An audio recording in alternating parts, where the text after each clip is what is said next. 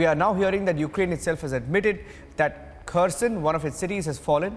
If Kherson has been taken over, and if in Nikolaev, Russian warships are on standby, Kiev, which is already encircled, you had pictures of Russian convoys running into 50, 60 kilometers long stretches on the highway. And then you've had cities like Kharkiv, which have been bombarded, which is on Russia's radar because it's very close to the borders with Russia. And these are some of the updates that we have. In fact, let me tell you that there has also been one more death of a person linked to the OSCE, which is the Organization for Security and Cooperation in Europe, which has confirmed that one of its members has also died during the shelling in Kharkiv.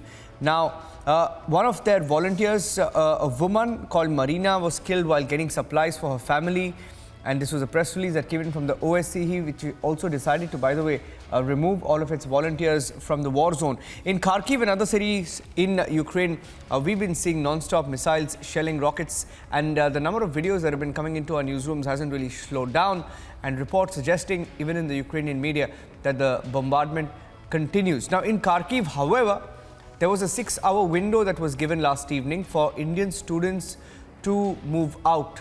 Now, that in a war zone speaks a lot about India pressing Russia to ensure that that 6-hour window was given.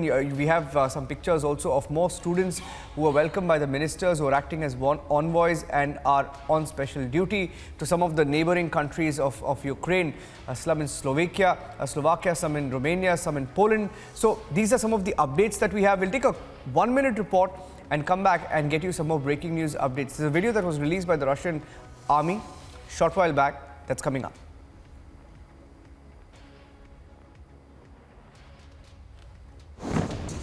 As Russian invasion enters day 8, the Russian troops have intensified bombardment of cities amid mounting casualties and streams of refugees pouring out of the country.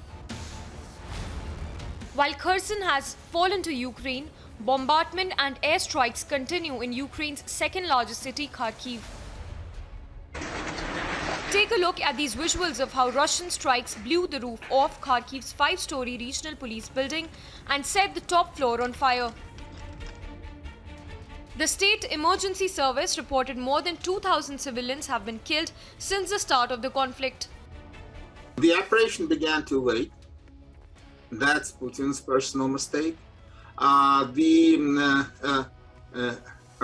organization and moral readiness to fight of the Ukrainian military were underestimated. Meanwhile, anti-war sentiment in Russia has been widespread in Russia. Agency report for Republic TV.